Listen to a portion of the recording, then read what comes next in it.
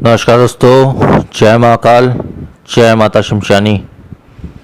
आज की वीडियो में मैं रक्त जिन्नात की साधना दे रहा हूँ, जो कि एक बहुत ही ताकतवर जिन्नात होता है और बहुत ही शक्तिशाली होता है, जो हर प्रकार के कार्य करने में सक्षम होता है। हर प्रकार का कार्य षटकर्म में षटकर्म कर सकता है। ये मारण, मोहन, उच्चाटन, वशीकरण, विद्वेषण, शांतिकरण इत्यादि सारे कर्म ये कर सकता है,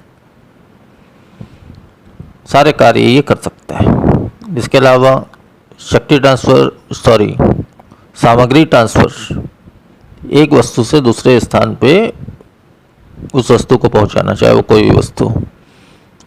इसके अलावा पैसा इत्यादि कोई भी वस्तु हो, उसको एक स्थान से दूसरे स्थान पे पहुंचाना, ये कार्य भी ये करता है। यहाँ तक भविष्य और भूतकाल की भी जानकारी ये साधक को प्रदान करता है, साधक के पूछने पे प्रदान करता है। और ये जो है साधक की बुद्धि जो है काफ़ी तेज हो जाती है इस साधना के प्रभाव से। इतनी तेज़ हो जाती है कि एक बार कोई किताब पढ़ लो तो पूरी किताब याद हो जाएगी, इतनी तेज़ हो जाती है इसके सिद्धि से।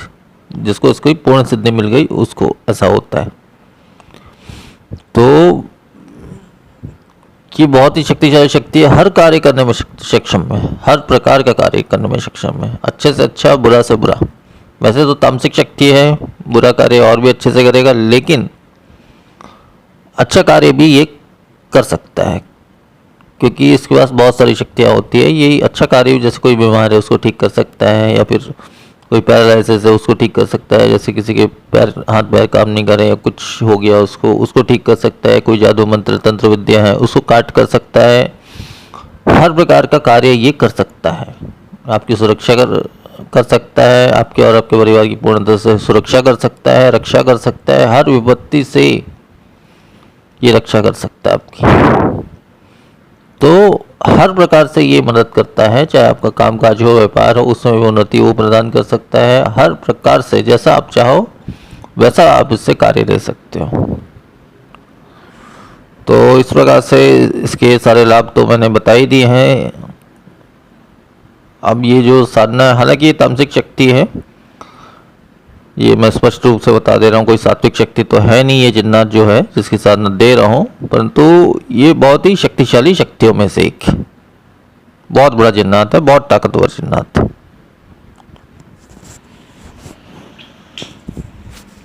तो अब रही विधान की बात इसकी, तो विधान बहुत ही सरल है, बहुत ही आसान है। इस साधना को आप किसी भी कृष्ण पक्ष की रात में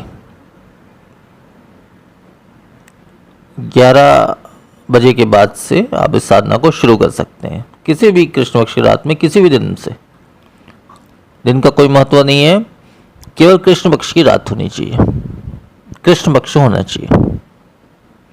तो कृष्ण पक्ष में मतलब काली रात जिसको कहा जाता है, काली रात में जो है आपको ये साधना को करनी है। किसी भी दिन आप शुरू कर सकते हैं, वो आपके ऊपर निर्भर करता है, इसमें कोई भी बंधन नहीं है और बहुत जल्दी सिद्ध होने वाली साधनाओं में से है। क्योंकि जो मंत्र मैं आपको दे रहा हूँ ये पहले से सिद्ध मंत्र है, तो अलग से सिद्ध करने की कोई आवश्यकता नहीं है। जैसे जैसे आप मंत्र का प्रयोग करोगे वैसे उसका प्रभाव जो है वो बढ़ता चला जाएगा। साधना में सबसे मुख्य जो है इसके मंत्र ही है, ठीक है। तो इसका विधान जो मुख्य विधान है वो बता दे रहा हूँ। इसमें करना ये आपको कि देखिए, दक्षिण दिशा में कोई भी लकड़ी की चौकी बिछा ले या कुछ भी बिछा ले, उसके ऊपर में जो है आपको लाल रंग का नया कपड़ा आपको स्थापित करना है, बिछाना है। उसके ऊपर में जो है आपको एक मुट्ठी चावल लेना है, मतलब फ्रेश चावल, बिना यूज़ किया हुआ, बिना टूटा फूटा हुआ, ऐसा फ्रेश चावल आप ले आए कहीं से भी, एक मुट्ठी केवल खरीद लाए या जैसा भी है। उस चावल में सिंदूर, हाँ सिंदूर भी नया आप खरीद लें, यूज़ किया हुआ बिल्कुल भी ना प्रयोग करें। चावल में सिंदूर इतनी मात्रा में मिला दें कि उसका रंग जो है वो लाल हो जाए। अब एक मुट्ठी लाल चावल आप जो है उस लाल कपड़े के ऊपर में जो आपने बिछाया है उसके ऊपर में स्थापित करेंगे। और उसके बाद जो है उसके ऊपर में जो है आप एक बाती वाला, आड़ी बाती वाला एक आपका सरसों तेल का या फिर चमेली के तेल का, चमेली का तेल और भी अच्छा रहेगा, चमेली के तेल का एक दीपक लगाएंगे अपनी तरफ मुख करके। और गुलाब के जो पुष्प होते हैं, जो फूल होते हैं, उसके पंखुड़ियों से आपको इस आसन को पूरी तरह से सजा देना है। ठीक है। और जो है भोग वगैरह तो फिलहाल नहीं लगाना। एक पत्थर लेना है आपको, पत्थर कहीं भी आप चौराहे से उठा लो या कहीं से भी उठा लो, एक छोटा सा पत्थर आप ले लें, कोई भी पत्थर चल जाएगा। उस पत्थर को अच्छे से धो के साफ कर लें, पवित्र कर लें, उसको उस आसन में स्थापित करें। और अपने पास में कोई धारदार चाकू इत्यादि अपने पास में रखें साधना के दौरान। तो अब इसका विधान देखो इस प्रकार से है। पूर्ण विधान जो है कि आपने जैसे दक्षिण की दिशा में मुख करके कोई भी लकड़ी की चौकी बिछा ले, उसके ऊपर में लाल रंग का आसन बिछा ले, उसके ऊपर में मतलब लाल रंग का आसन या लाल रंग का कपड़ा बिछा ले, नया कपड़ा होना चाहिए। उसके ऊपर में जो है आप एक मुट्ठी चावल जो है उसमें इतनी मात्रा में सिंदूर मिला दें तो इसका रंग लाल हो जाए। तो उस लाल चावल को जो है आपको एक मुट्ठी स्थापित करना है। उसके ऊपर में सरसों तेल या चमेली के तेल, अगर हो सके तो चमेली का ही तेल का प्रयोग करें, वो ज़्यादा अच्छा रहेगा। चमेली के तेल का एक दीपक लगा ले, एक बाती वाला, आड़ी बाती वाला, अपने तरफ मुख करके। और उसके बाद जो है आपको जो पत्थर मैंने बोला है, गुलाब के पुष्पों की पंखुड़ियों से जो है, पुष्प नहीं चढ़ाना है, पंखुड़ी उसकी चढ़ानी है। और गुलाब के इत्र का छिड़काव कर ले उस आसन पे। ठीक है। और एक पत्थर कहीं से भी आप उठा लें, जैसा भी आपको मिलता है, और उस पत्थर को धो के स्वच्छ इत्यादि करके उस आसन में स्थापित कर दें। तो अब सबसे पहले इसमें जो है आपके जो बैठने का आसन रहेगा वो काला रहेगा, लाल नहीं रहेगा, काला रहेगा। काले रंग का यह आसन नहीं है तो काले रंग का कपड़ा, 1-2 मीटर कपड़ा खरीद के भी आसन के रूप में आप प्रयोग कर सकते हैं। काले आसन में बैठ के आपको ये साधना करनी है। और इसमें साधना करते समय शुद्धता का ध्यान रखना है। साधना जब जैसे आप कर रहे हो तो इसमें जो है स्नान इत्यादि करके या पवित्र वस्त्र धारण करके या काला वस्त्र या लाल वस्त्र धारण करके आप इस साधना को कर सकते हैं। लाल वस्त्र मत धारण करिए, काला ही वस्त्र धारण करिए आप। तो उसके बाद ये साधना को आप करिए। और ये मुश्किल से 5 दिनों की साधना होती है, मात्र 5 दिनों की साधना होती है। इस साधना को सेम इसी विधान से अगर शमशान में किया जाए तो मुश्किल से 2 या 3 दिन में ये साधना सिद्ध हो ही जाती है। लेकिन अगर घर पे किया जाए, दोनों का विधान एक ही है।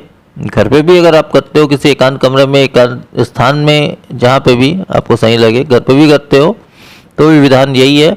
लेकिन हो सकता है इसमें समय ज़्यादा लगे, जैसे उन्होंने 5 दिन कहा, हो सकता है 7 दिन लग जाए, जैसा भी है।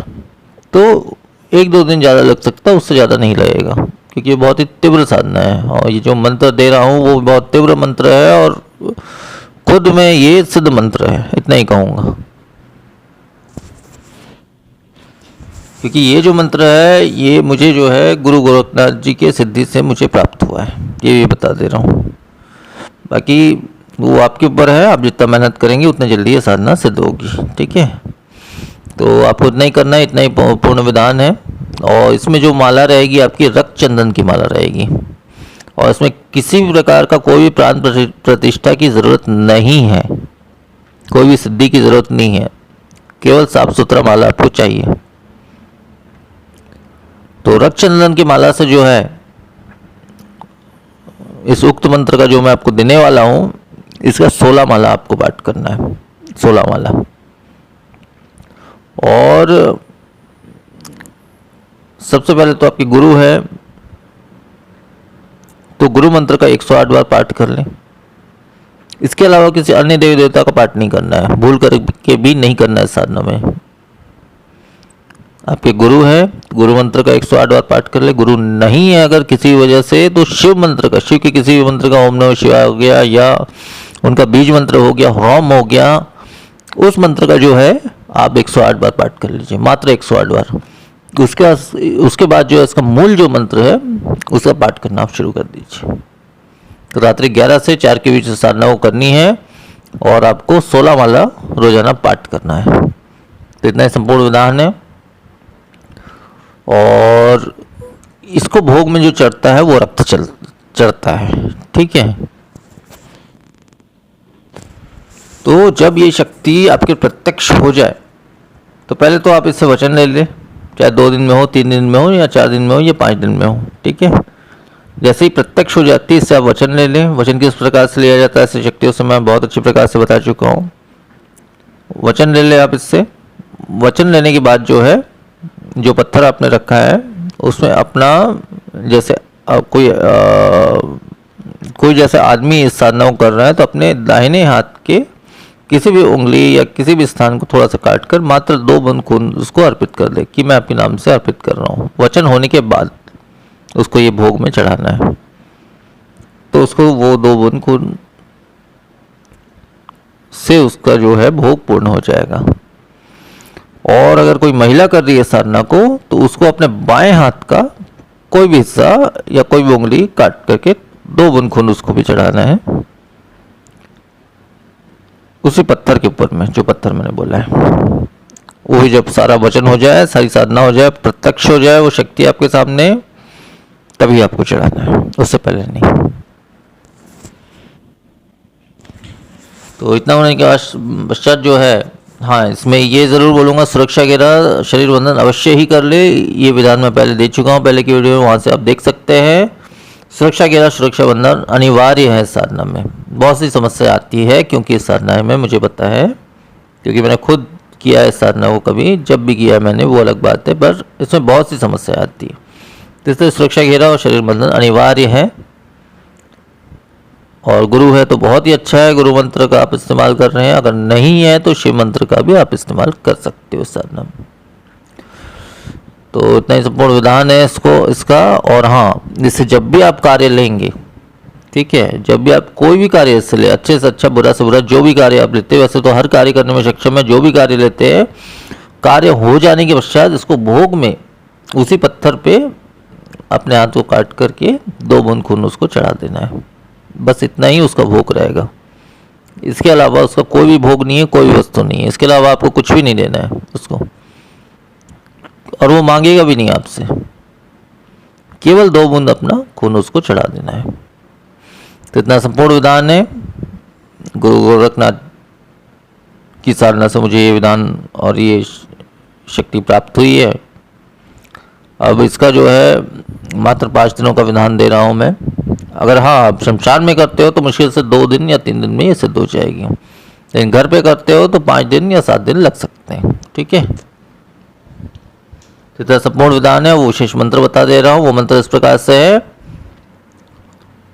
ओम नमः पंचमुखी पंचवटी कासिम का रक्त चिन्नाथ हाजिर हाजिर हाजिर, दुहाई गुरु गोरखनाथ की। मंत्र फिर से बोल दे रहा हूं, ओम नमः पंचमुखी पंचवटी कासिम का रक्त जिन्नाथ हाजिर हाजिर हाजिर, दुहाई गुरु गोरखनाथ की।